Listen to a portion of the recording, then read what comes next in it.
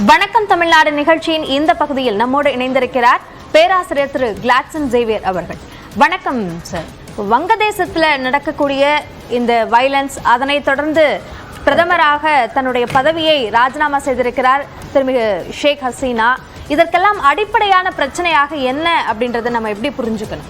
திருமிகு ஷேக் ஹசீனா அவர்கள் கடந்த 15 ஆண்டுகளாக பங்களாதேஷ் நாடை ஆட்சி செய்துட்ருக்காங்க. ஒரு நல்ல விதமாக தொடங்கின ஆட்சி நடுவில் இடைக்காலத்தில் கொஞ்சம் தடைப்பட்டு மீண்டும் ஒரு கொடிய ஆட்சியாக மாறுறதை நம்ம பார்க்குறோம். அதாவது முதல்ல அவங்க பதவிக்கு வரும்பொழுது பல்வேறு செய்திகளையும் பல்வேறு விஷயங்களை, அந்த நாட்டில் இருந்தக்கூடிய தடைகளை, அந்த நாடு சந்திச்சு கொண்டிருந்த சவால்களை எல்லாத்தையுமே மிக தைரியமாக எதிர்கொண்டு பல்வேறு திருத்தங்களை கொண்டு நாட்டை ஒரு முன்னேற்ற பாதைக்கு செல்றதை நம்ம பார்க்குறோம். ஆனால் படிப்படியாக அதை பார்க்கும் பொழுது, குறிப்பாக கடந்த 5 ஆண்டுகளில் அந்த நாட்டினுடைய பொருளாதாரம், வேலை வாய்ப்பின்மை, பணவீக்கம், இது போன்ற விடயங்கள் எல்லாமே அதிகரிச்சுட்டு வரதை நம்ம பார்க்குறோம். இதுக்கு முக்கிய காரணம் என்னன்னு சொல்கிறாங்கன்னா, ஒன்று அந்த நாட்டில் இருக்கக்கூடிய ஊழல், இரண்டாவது சரியான நிர்வாகத்தன்மை இல்லாமல் செயல்பட்டது அப்படின்னு சொல்கிறாங்க. அப்போது இந்த பிரச்சனைகள் நடக்கும் பொழுது சென்ற மாதம் ஷேக் ஹசீனா உதவி கேட்டு சைனாவுக்கு போகிறாங்க. பல மாதங்கள் திட்டமிட்டபடி இவங்க சைனாவுக்கு போகிறாங்க. அந்த சைனாவுக்கு போகும்பொழுது அங்கே என்ன நடக்குது, அங்கே பெரும்பாலும் அவங்களுக்கு ஏற்ற வரவேற்பு இல்லையோ அல்லது இவங்க கேட்ட உதவிகள் கிடைக்கலையா என்னன்னு தெரியல. அந்த நேரத்திலேயே இங்கே கிளர்ச்சி ஏற்படுது வங்கதேசத்தில். இதனுடைய அடிப்படை சிக்கல் என்ன அப்படின்னு பார்த்தீங்கன்னா, 1971 ஒரு வங்கதேசத்துக்கும் பாகிஸ்தானுக்கும் போர் நடந்தது. வங்கதேசம் உருவானது அந்த காலகட்டத்தில் தான், 71-72 தான் வங்கதேசம் உருவாகுது.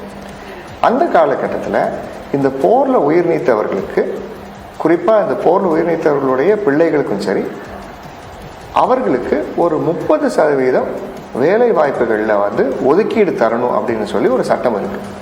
இந்த சட்டம் ஏற்கனவே இருந்தாலும் நிறைய நேரங்களில் இந்த போர் வீரர்களுக்கோ அல்லது அவர்களுடைய பிள்ளைகளுக்கோ நிறைய பேருக்கு போய் சேரலைங்கிறது ஒரு பெரிய குற்றச்சாட்டாக இருந்துச்சு.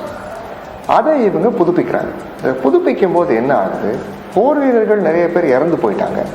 அவர்களுடைய அடுத்த தலைமுறையும் நிறைவடைஞ்சிருச்சு. ஏன் திரும்ப போய் 30% வேலையை கொடுக்கணும்? வேலையில்லா திண்டாட்டம் எவ்வளவு இருக்கும் பொழுது ஏன் 30% கொண்டு போய் நீங்கள் அவங்களுக்கு கொடுக்குறீங்கன்ற ஒரு முக்கியமான கேள்வியை முன்வைக்கிறாங்க. இது மாணவர் புரட்சியை ஆரம்பித்து இன்றைக்கி இராணுவ அளவில் பெரிய அளவில் ஆகி அதை இன்றைக்கி இந்த கட்டத்தில் நிற்கிது. அப்போது அந்த புகைச்சலை இவங்க சரியாக கணக்கிடலையோ அல்லது தெரியாமல் விட்டுட்டாங்களோ அப்படிங்கிற ஒரு இன்டெலிஜென்ஸ் ஃபெயிலியர் ஒரு பக்கம் இருக்குது. இன்னொரு பக்கம் மக்களுடைய அதிருப்தியை இது தெளிவாக வெளிக்கொணருது. இப்போ 2008 தொடர்ந்து பிரதமராக இருந்திருக்காங்க.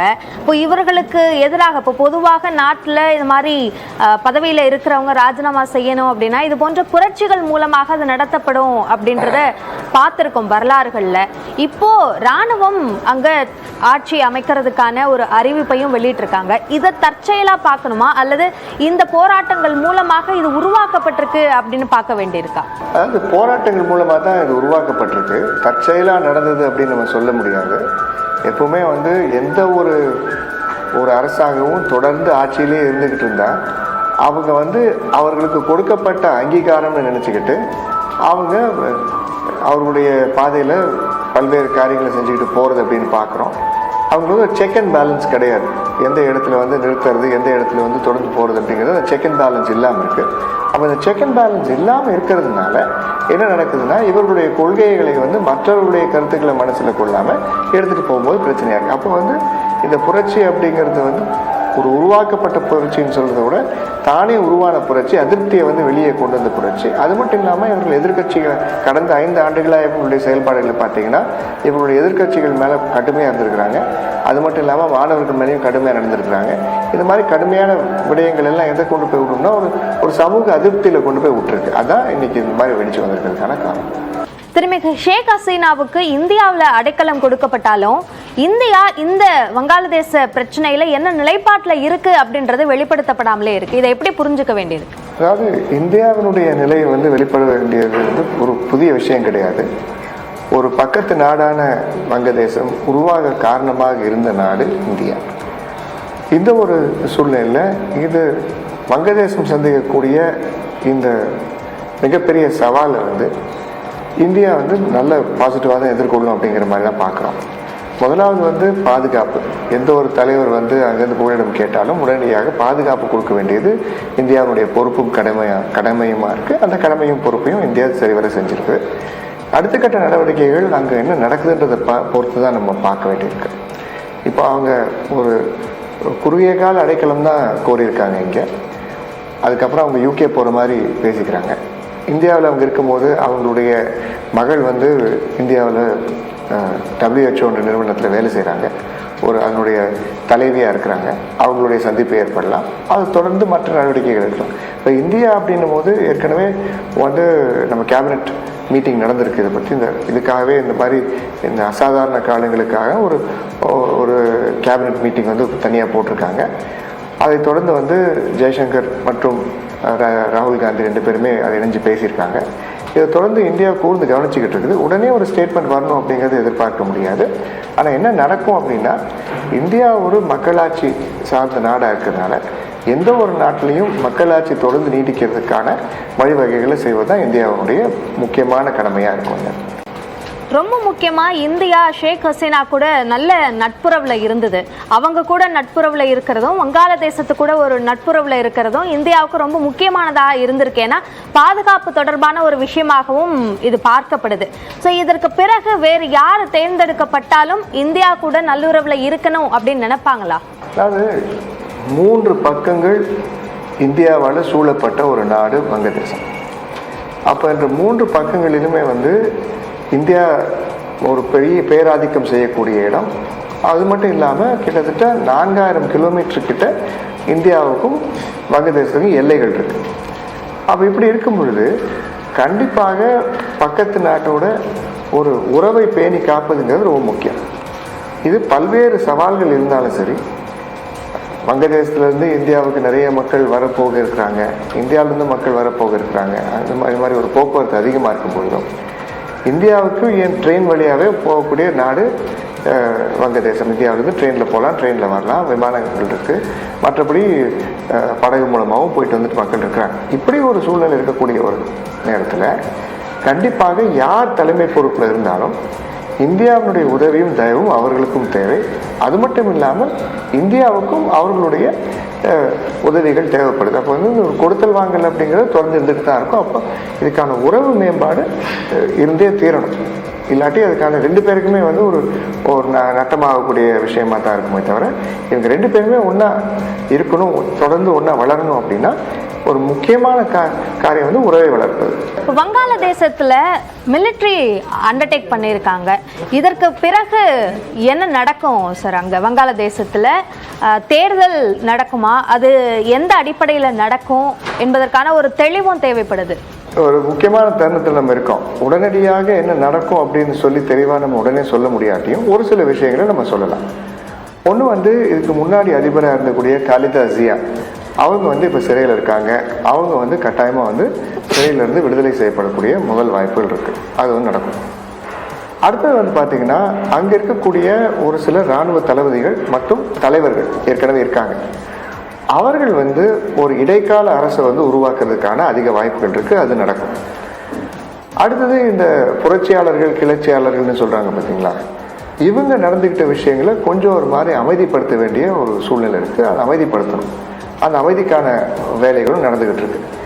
இப்போ இதெல்லாம் வந்து அடுத்த 2-3 வாரங்களுக்குள்ளார நடக்கும். உடனடியாக நம்ம நடக்கும்னு சொல்ல முடியாது. ஆனால் இப்போது ரொம்பவும் கவலைக்குரிய நிலையில் இருக்கக்கூடிய விஷயத்த இன்னும் கொஞ்சம் நம்ம ஆழமாக பார்த்தோம்னா, அடிப்படையான சில விஷயங்களை சரி பண்ணியிருந்தாலே இதை தவிர்த்துக்கலாமோ அப்படின்னு நமக்கு தோணும்.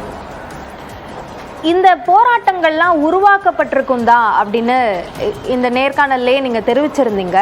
அப்போ இதில் வந்து வேறு நாடுகளோட தலையீடுகள் இருக்கும் அப்படின்ற ஒரு சந்தேகமும் இருக்கா? இந்த நேரத்தில் அந்த சந்தேகப்படுறதுக்கான வாய்ப்புகள் ரொம்ப குறைவு. ஏன்னா இது வந்து உள்ளார இருந்து வெளியே வந்த கிளர்ச்சி மாதிரி தான் தெரியுது நமக்கு. வெளிநாட்டினுடைய வங்கதேசம் அப்படிங்கிறது ஒரு ஸ்ட்ராட்டஜிக் பாயிண்ட். இப்போ அந்த ஸ்ட்ராட்டஜிக் பாயிண்ட்டுக்குள்ளார மற்ற நாடுகளுடைய குறுக்கீடு இருப்பது அப்படிங்கிறது நமக்கு இப்போ உடனே சொல்ல முடியாது. ஏன்னா வங்கதேசம் பல்வேறு நாடுகளிலிருந்து உதவி பெற்று கொண்டு வந்த நாடு. ஒன்று வந்து அங்கே ரோஹிங்கியா முஸ்லிம்ஸ் இருக்காங்க, அகதிகளாக இருக்காங்க, கிட்டத்தட்ட 10 லட்சம் பேர்கிட்ட இருக்கிறாங்க. அவர்களுக்கு அமெரிக்க அரசு 2017 தொடர் உதவிகள் செய்துன்றது. இப்போ கூட வந்து $2 பில்லியன் வந்து அறிவிச்சிருக்காங்க. இப்போ அந்த மாதிரியான உதவிகள் வந்துகிட்டு இருக்கு. இந்தியாவிலேருந்து உதவிகள் போகுது, சைனாலேருந்து உதவிகள் போகுது. அது மட்டும் இல்லாமல் வங்கதேசத்தினுடைய தரவரிசை வந்து ஹியூமன் டெவலப்மெண்ட் இண்டெக்ஸ் படி பார்த்தீங்கன்னா வளர்ச்சி வந்து இந்தியாவோட அதிகமாக தான் இருக்குது. அது மட்டும் இல்லாமல் அவர்களுடைய முன்னேற்றமாக இருக்கட்டும், தொழில் வாய்ப்புகளாக இருக்கட்டும், குறிப்பாக வந்து உடல்நலம் சார்ந்த விஷயங்கள் எல்லாம் பார்த்தீங்கன்னா கூட ஓரளவுக்கு மேன்மை அடைஞ்சிட்டு தான் வந்திருக்கு. இந்த கடந்த 10 ஆண்டுகளில் பல்வேறு சாதனைகள் நடந்திருக்குது. ஆனால் அது போதாததாக தான் இருக்குது. அடிப்படையில் டெமோக்ரஸி இந்த மாதிரி விஷயங்கள் வந்து அமுக்கப்படும் பொழுது என்னதான் நீங்கள் டெவலப்மெண்ட்டை கொண்டு போனாலும் அது வந்து மக்களுக்கு திருப்தியாக இருக்காதுன்றது ஒரு முக்கியமான விஷயம். இப்போ இந்த கடந்த 3 மாதங்களில் நிறைய மக்கள் வந்து இறந்துருக்காங்க, காணாமல் செய்யப்பட்டிருக்கிறாங்க, மனித உரிமைகள் வந்து சீர்குலைவு ஆயிருக்கு. இதெல்லாம் நம்ம பார்க்குறோம். இப்போ இது வரைக்குமே கிட்டத்தட்ட 300 பேர் வந்து இறந்துருக்கிறதா சொல்கிறாங்க. அதாவது போராளிகளோ அல்லது போராட்டக்காரர்களோ, இவங்க சாதாரண மாணவர்களாக இருக்கலாம், இல்லை சின்ன சின்ன வேலைகளை செய்து கொண்டிருப்பவங்களாக இருக்கலாம். ஆனால் ஒரு போராட்டம்னு வரும்பொழுது இவ்வளவு உயிர்களை வந்து வாங்கணுன்றதுக்கான அவசியம் கிடையாது. அப்போ இதை பார்க்கும் பொழுது எதிர்காலம் அப்படின்னு பார்க்கும்பொழுது இது எல்லாத்தையும் நம்ம சேர்த்து வச்சு தான் பார்க்க வேண்டியிருக்கு. ஏற்கனவே நிறைய நாடுகளில் அசாதாரண சூழல் இருக்கு. ரஷ்யா உக்ரைனா இருக்கட்டும், அல்லது இஸ்ரேல் ஹமாஸ் இந்த போரா இருக்கட்டும். இப்போ வங்கதேசத்தில் நடந்திருக்கக்கூடிய இந்த விஷயமும் சர்வதேச அளவில் பொருளாதாரம் சார்ந்த தாக்கத்தை ஏற்படுத்துமா? கண்டிப்பா ஏற்படுத்துறதுக்கான வாய்ப்பு இருக்கு. ஏன்னா வங்கதேசம் அப்படிங்கிறது ஒரு ப்ரொடக்ஷன் எக்கானமி, இன்னொன்று எக்ஸ்போர்ட் ப்ராசஸிங் எக்கானமி அப்படின்னு நம்ம சொல்லுவோம். குறிப்பாக வெளிநாட்டுக்கு வந்து நிறைய இடங்களில் ஏற்றுமதி பண்ணுறது. இந்த பின்னல் ஆடைகள், தையல் ஆடை, திருப்பூர் இருக்கு இல்லையா, நம்ம திருப்பூரில் ஒரு பல மடங்கு பெருசு தான் பங்களாதேஷில் இருக்கக்கூடிய தொழில் நிறுவனங்கள். இந்த நிறுவனங்களில் வந்து வெளிநாடுகளுக்கு செய்து ஏற்றுமதி பண்ணுவது அப்படிங்கிறது ஒரு முக்கியமான வேலையாக இருக்குது. இதை நம்பி தான் நிறைய மக்கள் இருக்காங்க. இப்போ இவர்களுடைய நலன், இந்த தொழிலாளர்கள் நலன் மேலே அக்கறை காட்டாததும் இந்த பிரச்சனைக்கு ஒரு முக்கியமான ஒரு காரணமாக அமையுது. அப்போது சர்வதேச அளவில் உங்களுக்கு ப்ரொடக்ஷன் எக்கானமி அப்படிங்கிறது குறையும் பொழுது சர்வதேச அளவில் பொருளாதார நெருக்கடி வந்து இன்னும் கூடுறதுக்கு தான் வாய்ப்பு இருக்கு. இணைப்பில் வந்து வங்கதேசத்தில் நிகழக்கூடிய இந்த நிகழ்வுகள் சார்ந்த பல்வேறு தகவல்களை எங்களோடு பகிர்ந்து கொண்டமைக்கு நன்றி திரு கிளாசன் சேவியர். நன்றி.